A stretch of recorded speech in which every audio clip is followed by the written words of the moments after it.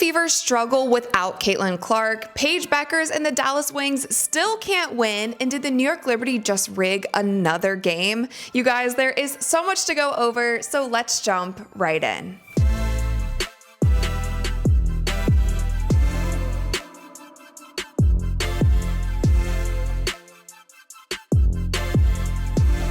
What's up, you guys? I'm Rachel DeMita and welcome to the Courtside Club. Today I wanted to go over a few games of the week, starting off with the Fever Mystics game, which was their first game back without Caitlin Clark. Now, ironically enough, I filmed this whole video yesterday of my honest reaction to that game. I was up until like 4 o'clock in the morning watching that game here in France, and I had so much to say, but I had so many technical difficulties yesterday and I had other obligations, so that video didn't go up. But today I just wanted to briefly go over kind of what I thought about that game, and then they also have a game tonight against the Connecticut Sun, so hopefully we will get a better sense, a better feel of what this team is going to look like without Caitlin Clark for the 4 to 9 games that she might be out. But the biggest thing that I noticed from this game is that the Indiana Fever still are not playing with pace, and I feel like I was gaslit during the offseason because every time any of these players were being interviewed, when Coach Steph White was being interviewed, all they said was that the Indiana Fever brand of basketball was going to be a fast-paced basketball,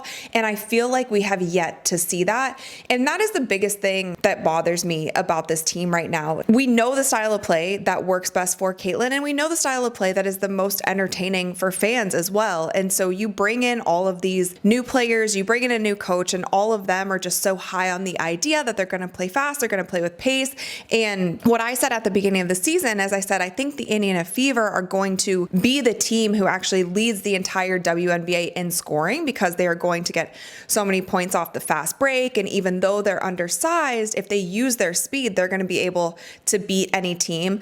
They have yet to do that. And even in this game against the Washington Mystics, they lost 77-83, but they actually had 0 points off the fast break. Now, when Caitlin Clark is on the floor, they average about 12 points, or so far this season, they've averaged around 12 points per game in the fast break. But that is just something that's glaring to me, and I'm trying not to jump on the train of everyone else who is overreacting and getting really upset with Coach Stephanie White and already calling for her to be fired, and they're questioning the players that they did pick up during the offseason. But I feel like that is just the biggest thing about this team. If you're not going to play the Caitlin Clark system, which is a very fast brand of basketball, then I just don't see them being anything more than a mediocre team this season, and they'll probably have a first round exit just like they did during the last playoffs. So with that, it was their first game together without Caitlin. Lexi Hall came out in an interview and said that it almost felt like they were starting over because teams guard them so much differently when Caitlin is not on the floor, so there was adjustments that they needed to make. But let's see how they do tonight, and I'll probably make another video tomorrow kind of reacting to their performance. I will say if they lose to the Connecticut Sun, and also the Connecticut Sun has like 5 people out with injury, if they lose this game tonight, then you can cancel Christmas because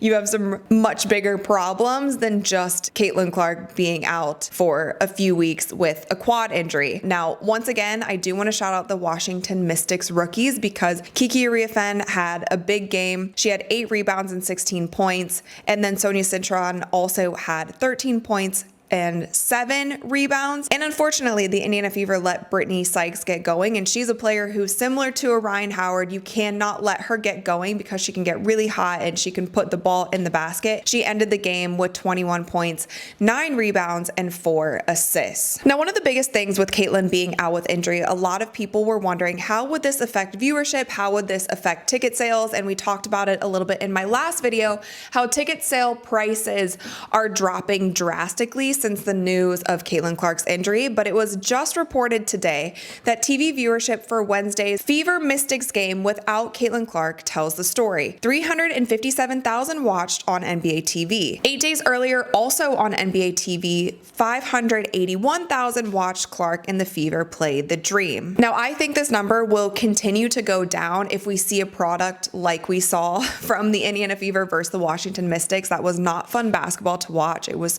super slow paced. A lot of people seemed out of rhythm. It was just a funky game. There wasn't that much scoring. I feel like the viewership is going to continue to go down if the Fever can't step it up and win a couple of these games even without her. They play the Connecticut Sun and then they play the Mystics again, so hopefully they can make some adjustments, win that game, and then after that they play the Chicago Sky, which a lot of people will be tuned into, and I know the Chicago Sky will be ready to go against the Indiana Fever because they lost by 35 points. And the Chicago Sky just last night actually got their first win on the season.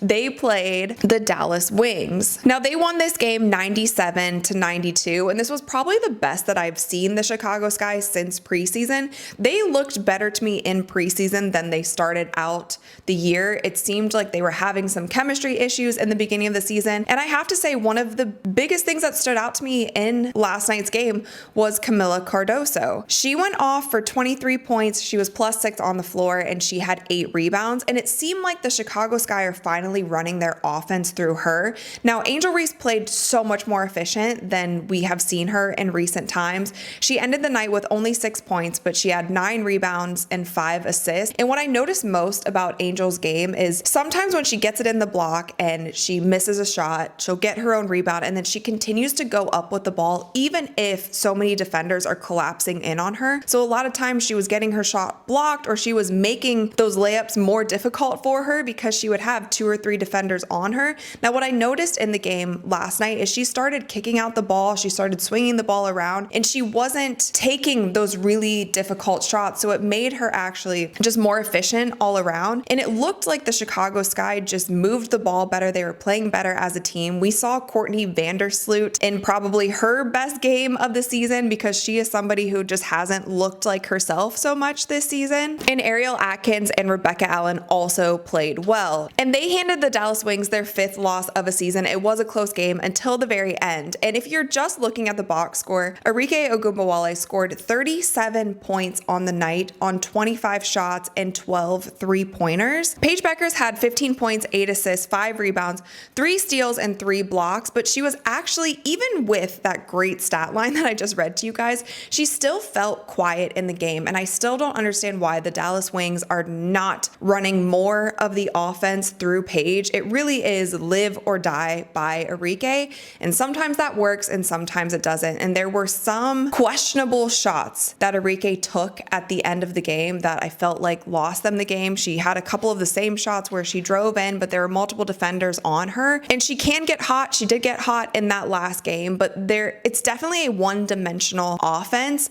And until the Dallas Wings learn how to change that around, get Paige some more open looks, and also Paige needs to be more aggressive. Until all of those things come together, I just don't see this team, and I've said this a million times, I do not see this Dallas Wings team being good at all. I don't see them making the playoffs. Now, I'm also seeing online with Paige having some good games back to back, the comparisons are already coming into play with Caitlin Clark and Paige Bueckers, and people are already saying that Paige is better than Caitlin, and there's false stats going around. They say that Paige is leading the league in assists, but she has actually played 6 games. Caitlin Clark has played 4 games, and if you look at their assists per game average, Caitlin Clark is averaging 9.3 assists per game, and I would imagine that goes up when she actually starts playing better.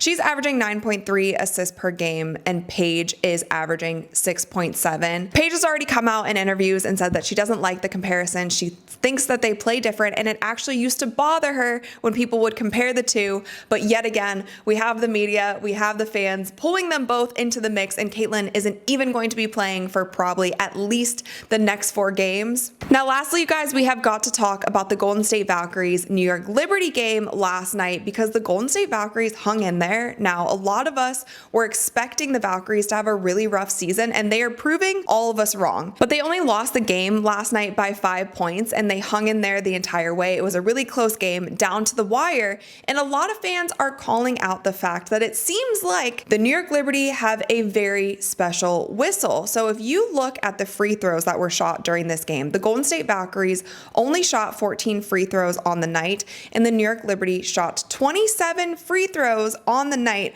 with Breanna Stewart shooting 19 free throws, which is actually insane.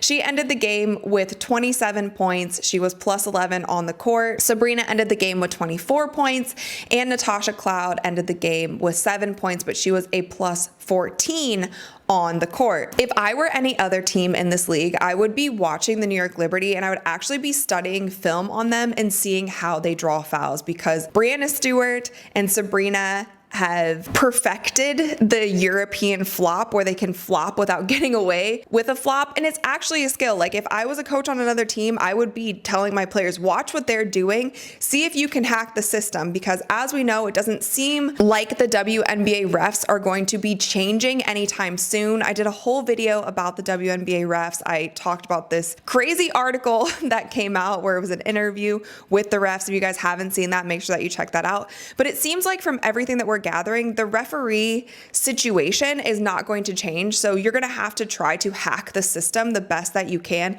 until the WNBA decides to do better with the calls that they're making. But it seems like at least this season, the New York Liberty is getting a very special whistle. So teams are going to have to be careful when they play the Liberty. They're not going to be able to let the game be close at the end of the game, because somebody like the referees might be deciding that game. But with that, I do want to point out Janelle Salon, because she has been playing so well this season. I feel like she's flying under the radar because she is an international rookie. She wasn't drafted, but she plays for the Golden State Valkyries. On the season, she's averaging 13.8 points per game, 1.5 assists per game, 7.8 rebounds, and 1 steal.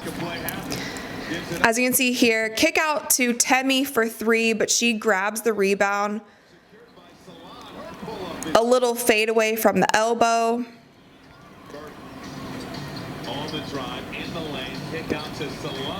Kick out Salon for 3, but you guys just look at her shooting form. She's listed as 6'2", but she plays so much bigger than 6'2", but she's still a shooting guard. So she shoots with the ball over her head, and it's so hard to guard. As you can see, she takes it to the basket there. Push up the court. A little rim runner. And then a little step back 3 from the corner.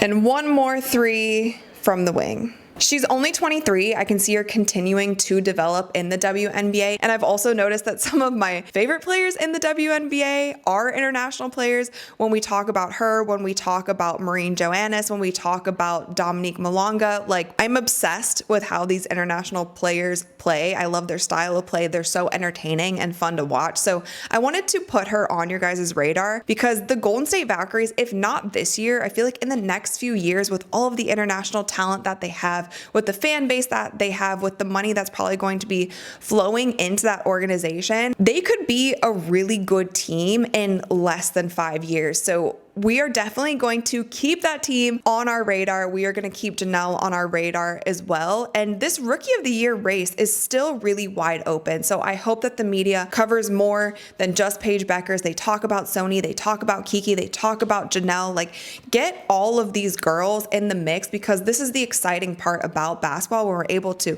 watch players compare their games, and it's not just like one person is crowned at the beginning of the season. But with that, you guys, that is all that I have today. Like I said, I'm going to tune into the Indiana Fever game tonight, and I will likely have a reaction for you guys tomorrow. Cross your fingers that they win, because I'm going to start ringing the alarms if they don't. But let me know all of your thoughts in the comments below. Thumbs up this video if you enjoyed it, and click that little subscribe button, because we upload new videos every single week.